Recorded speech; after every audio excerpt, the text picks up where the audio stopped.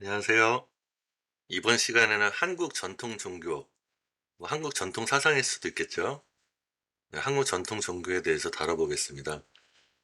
우리 한국 전통 종교의 첫 번째 사상가로는 원효를 대표적으로 들 수 있죠. 600년 통일신라 시대 사람인데요. 원효 스님 하면은 여러분 대표적으로 해골바가지 물을 마신 깨달음을 얘기를 많이 들으셨죠? 많이 유명하죠. 그냥 친구인 의상 스님하고 같이 중국에 불교를 공부하러 유학을 갔는데 의상 스님은 중국으로 유학을 가고 원효 스님은 어느 날 해골바가 그 동굴 속에서 자게 되는데 자다가 이제 목이 말라서 바가지에 있는 물을 마셨는데 자고 일어나 보니까 이제 해골바가지에 고여있던 물이었던 거죠. 그래서 이걸 통해서 모든 것이 일체의심이죠. 모든 것이 마음에서 비롯된 것이라는 깨달음을 얻어났다고 합니다. 그러니까 진리는 결코 밖에서 찾을 것이 아니라 자기 자신에게서 찾아야 한다는 말이죠.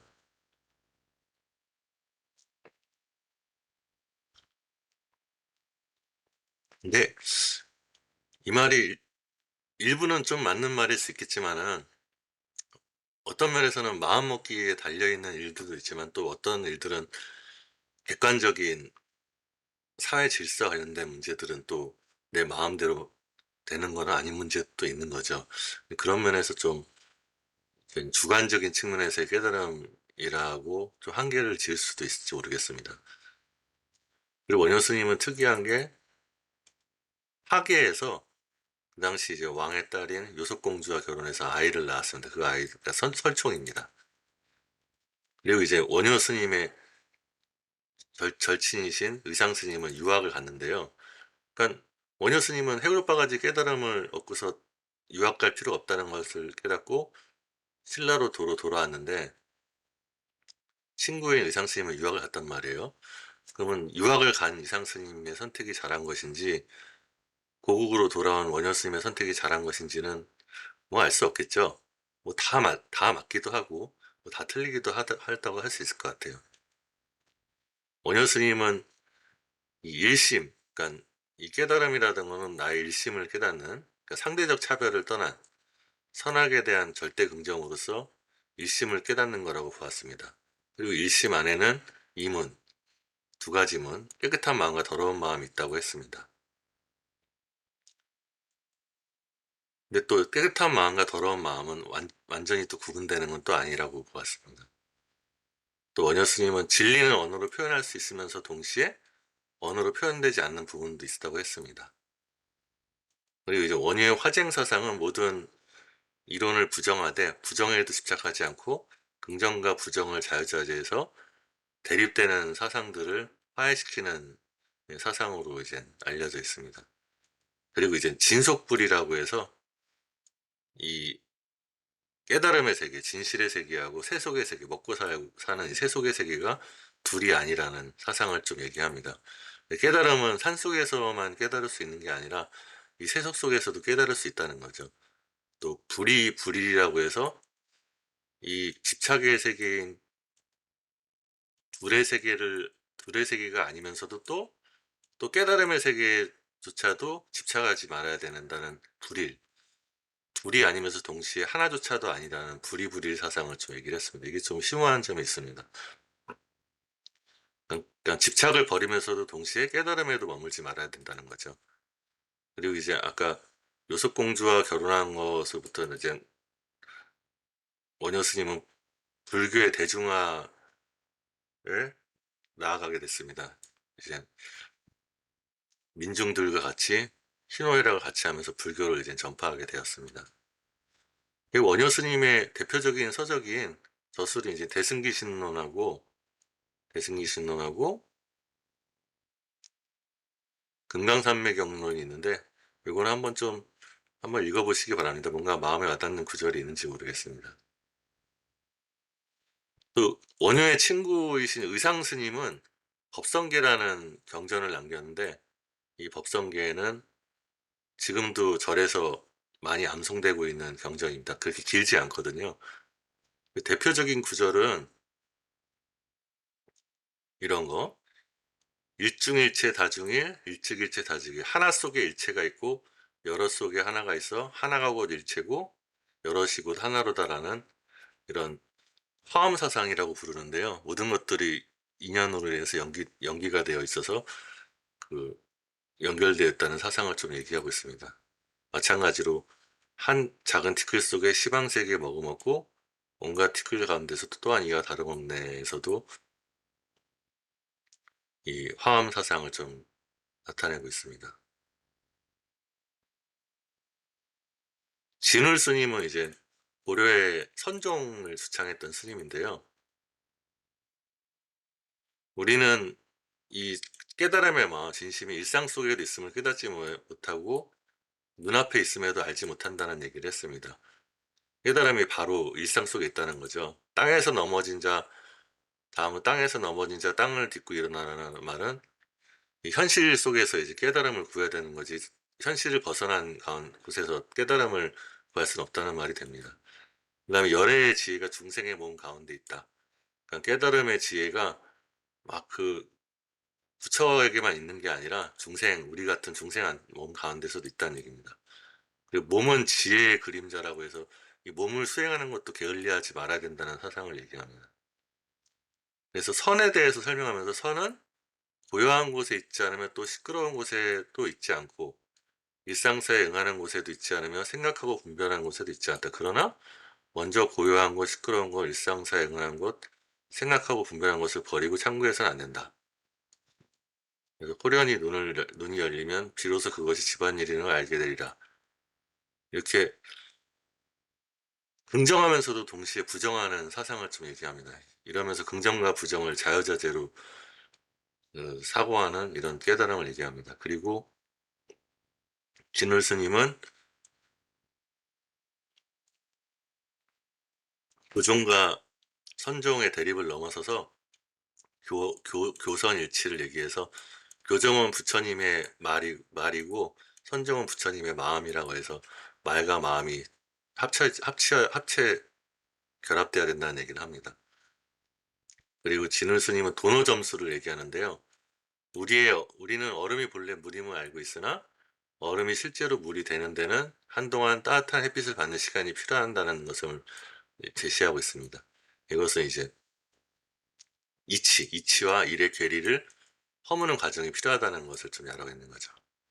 그리고 정해쌍수라고 해서 이 선정, 이 명상과 지혜가 함께 수행돼야 된다는 것을 얘기합니다. 이와 달리 성철 스님 같은 경우는 1980년대 분인데요. 우리나라의 이제 현대 스님인데, 성철 스님은 사는 산이요 물은 무리로다 이렇게 얘기를 하신. 여러분, 사는 산이요 물은 무리로다가 어떤 뜻인지 좀 해석해 보실 수 있으시겠어요? 네. 있는 그대로가 깨달음이다? 뭐 이럴 수도 있고요. 그래서 성철 스님은 도노던수라는 걸 얘기해서 단박에 깨치면은 더 이상 수행할 것이 없는 경지라는 얘기를 해서 여기 도노정수와는 좀 다른 얘기를 좀 하고 있습니다. 그 다음에 이제 한국의 한국 전통 종교로서 한국 전통 종교로서 유교 사상의 대표자 이황 선생님의 얘기를 해보겠습니다. 이황 선생님의 사상으로 이렇게 자세한 거는 사실 없는데요. 이황 선생님은 리와 기가 서로 함께 발동한다는 얘기를 했고요. 그리고 이 리가 움직인다는 점이 좀 특색입니다. 주자학과는 다르게.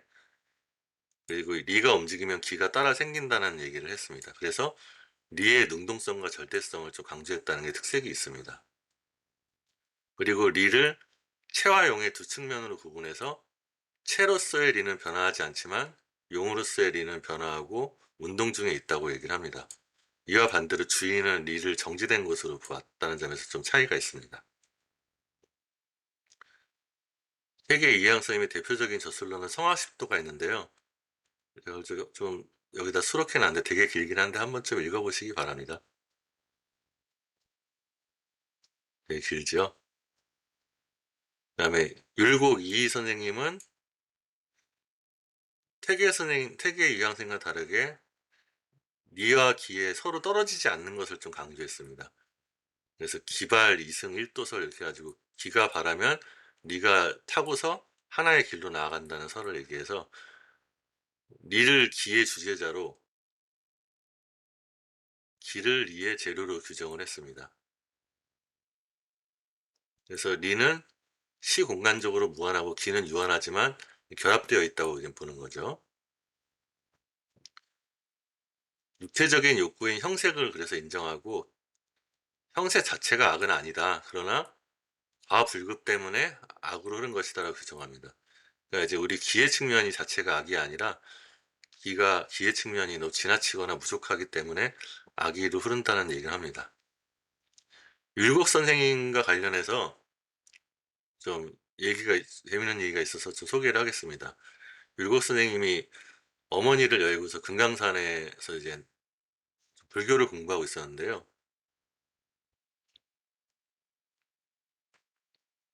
잠깐 얘기를 들어보도록 하죠. 금강산에서 그 어떤 조그만 암자의 노승을 만나게 되는 일이 있습니다. 그래서 이렇게 풍악산을 유람하고 있었는데 어느 날 혼자서 깊은 골짜기를 몇 리쯤 가다 보니까 암자가 있어서 노승 하나를 발견한 거예요. 근데 노승이 나를 보고서도 일어나지도 않고 입을 떼지 않았습니다. 그래서 이게 좀 특이한 거죠. 왜냐하면 이 당시 갓을 쓴 선비는 되게 신분이 높고 노승은 승려는 신분이 낮은데 일어나서 원래 인사를 해야 되는 게 예법이었나 봐요. 그리고 이제 율곡 선생님이 암자를 한 바퀴 둘러보니 아무것도 없고 아궁이에는 불을 뗀 지 며칠 된 듯 했어요. 아궁이에 불을 뗀 지 며칠 된 듯 했다는 거는 먹은 게 없다는 거잖아요. 그래서 좀 신기했던 거죠. 그래서 율곡 선생님이 물었습니다. 여기서 뭐라고 해시오? 그랬더니 노승은 웃음 지을 뿐 대답이 없었습니다. 이제 젊은 녀석이 물어보는데 가소롭다 이거죠. 네, 율곡이 다시 물었습니다. 무엇으로 허기를 끄시오 궁금하니까. 그러니까 노승이 소나무를 가리키며 내 양식이라고 합니다. 그 소나무에는 그러니까 솔잎하고 송진 이런 걸로 먹었다는 거죠. 대단한 거죠. 그래서 이제 그의 식견이 어느 정도인지 알고 싶었습니다. 공자와 석가 공자와 석가 둘 중 누가 성인이요? 대뜸 이제 공격적으로 물어봤죠. 공자하고 석가하고 석가는 불교잖아요. 선비는 나를 놀리지 마시오. 까불지 마라 이거죠. 그래서 이제 또 공격합니다. 율곡이요. 불교는 이적 오랑캐의 가르침이어서 중국에선 시행될 수 없소이다 이랬더니 이제 대응을 하죠. 이 노승이요. 수는 동이 오랑캐 출신이고 문왕은 오랑캐 출신인데 이들 역시 오랑캐란 말이요 이렇게 대답을 했습니다. 그랬더니 율곡이 말하는 게 불교의 핵심적 교의가 우리 육아를 벗어나지 않거늘 굳이 유학을 버리고 불교를 찾고 있어 이렇게 얘기합니다. 그러니까 이제 불교의 핵심적 교의가 뭐 맹자의 성선설 같은 것들이 이제 불교의 핵심적 교의하고 차이가 없다는 얘기죠. 노승이 말하는 게 육아에도 마음이 곧 부처다라는 말이 있어 이렇게 얘기를 합니다. 그러자 율곡이 얘기하는 게 맹자가 인간의 본성의 선함을 얘기했으니까 마음이 곧 부처라는 것과 무엇이 다르 이렇게 얘기합니다. 근데 우리 유학의 견해가 훨씬 적극적이라고 합니다. 그러니까 유학은 더 현실 참여적이라는 거죠. 노승은 율곡의 말을 수긍하지 않았습니다. 한참 있다가 또 묻기를 색도 아니고 공도 아니가 무슨 소리요? 이거는 이제 반야신경이라는 경전에 나오는데요. 그 모양이 있는 것도 아니고 모양이 없는 것도 아니다라는 말이 불교에 나오는데 이게 무슨 뜻이냐고 이제 무슨 도리인지 아냐고 물어봤습니다. 그러니까 율곡이 이것 또한 상대적 의식의 특정한 양태일 뿐이요. 이 말은 좀 번역이 좀 알기가 좀 어려운데요. 그러니까 이제 이것도 하나의 이제 전경이라고 했는데 이것도 그냥 눈에 보이는 것에 한 다른 측면, 두 가지 치우친 측면에 불과하다는 말인 것 같습니다. 노승이 씩 쪼개는 것을 보고 노승이 이제 제법인데 그런 거죠. 제법인데 씩 쪼개니까 율곡이 물었습니다. 소리개가 하늘에서 날고 물고기는 연못에서 뛴다. 이것은 세기요 공이요. 이것은 이제 유학의 중용에서 나오는 말인데 그 마치 산은 산이요 물은 물이요라는 말과 같은 선문답 같은 말을 얘기한 겁니다. 그러자 노승이 말했습니다. 색도 아니요 공도 아니면 진여의 채요. 이런 시로 어떻게 빗댈 수 있어? 여기서 노승이 좀 못 알아 이 말 뜻을 율곡이 소리개가 하늘에서 날고 물고기는 연못에서 뛴다는 말을 못 알아들은 것 같아요. 그래서 색도 아니고 공도 아니면 진여의 채요. 이거는 이제 교정적인 대답이거든요. 근데 소리개가 하늘에서 날고 물고기는 연못에서 뛴다는 선종적인 가르침인데 이런 시를 어떻게 빗댈 수 있냐고 이제 잘못 대답한 것 같아요. 그러자 이제 회심의 미소를 짓죠 율곡이요. 언어적 표현을 거쳤다면 바로 상대적 인식의 지평이니 어떻게 체례할 수 있었소? 있겠소? 그러니까 이제 아까 상대적 의식의 특정한 않다란 말은 이 색도 아니고 공도 아니다가 언어적 표현을 거쳤기 때문에 그냥 상대적인 표현에 불과하다는 얘기입니다. 이걸 통해서 알 수 있네요. 어찌 진야의체를 할 수 있겠소? 육아의 핵심은 언어를 통해 전할 수 없는데 아까 시처럼요. 불교의 진리는 문자 언저리에 있는 셈이라고 말하십니다. 제대로도 공격을 했죠. 그러니까 노승이 화들짝 놀라면서 보통 사람이 아니다. 시속에 범용한 선비가 아닌가 보고 나를 위해 시를 지어서 소리개가 날고 물고기가 뛴다는 길기의 뜻을 풀어주셔 했습니다. 그래서 율곡이 절구 한 구를 써주었더니 이윽기 보고 나서 소매 속에 넣고 벽을 향해 돌아앉아 버렸습니다. 이 벽을 향해 돌아앉은 게 이 시가 마음에 들어서 그런 건지 더 생각해 보려고 그런지 알 수는 없습니다. 그래서 율곡도 골짜기를 나오고 말하는데 경안간에 그 사람이 어떤 사람인지 알아보지 못하고 사흘이 지난 뒤에 가보았더니 암자는 그대로인데 노승은 떠나버리고 없었습니다. 이 이야기는 이제 결말이 어떻게 되는지 알 수 없죠. 노승이 율곡을 인정했는 건지 율곡이 노승을 이겨서 노승이 율곡을 인정한 건지 아니면 노승이 율곡을 아직 인정 안 한 건지요. 그래서 물고기가 뛰고 소리개가 날아 아래이가 한 가지 이 율곡이 십니다. 이는 색도 아니고 공도 아닌 것. 이게 이제 진정한 물고기가 뛰고 소리가 나라 아래이가 한 가지라는 것이 진정한 경지라는 거죠. 무심히 한 번 웃고 내 몸을 둘러보니 노을 지는 숲 나무들 사이에 홀로 서 있구나. 이게 이제 약간 선문답 같은 걸로 마무리합니다. 다음으로 이제 우리나라 한국사상은 실학은 이제 근대 조선 말기에 와서 이제 실학으로 이어지는데요. 노장이나 불교 성리학과는 좀 다른 유학을 제시하려고 합니다. 그러니까 이제 막 관념적이고 그 현학적인 그런 사상이 아니라 실학이라고 말할 때 실사고시적인 사상인 거죠. 그리고 민본주의 문제에 좀 관심을 가졌습니다. 그리고 민족주의적인 색채를 띄었기 때문에 청나라가 중국이 아니라 우리가 발디딘 곳이 중국이라는 사상을 얘기합니다. 경야경이라는 사람은 유학이 불교와 구별되기 위해서는 내면에 몰입하기보다 외부로 인간 밖의 다양한 사물들을 그 다양성에 입각해서 긍정해야 된다는 얘기를 합니다. 그러니까 객관세계에 관심을 기울일 필요가 있다는 거죠.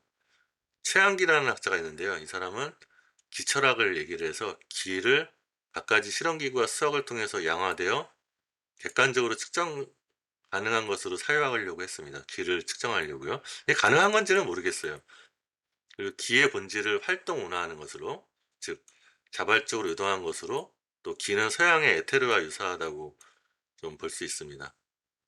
이 두 사람 모두 공통점은 그 당시 서양이 강력한 군사력을 가지고 우리나라의 개항을 요구하고 했던 역사에서 서양 문명의 우월성을 좀 긍정했습니다. 그래서 전통 사상은 이렇게 실학으로 마무리 짓고 이제 국권이 침탈되는 가운데서 이제 한국 민족 종교가 나타나게 됩니다. 네, 이걸로 마치겠습니다.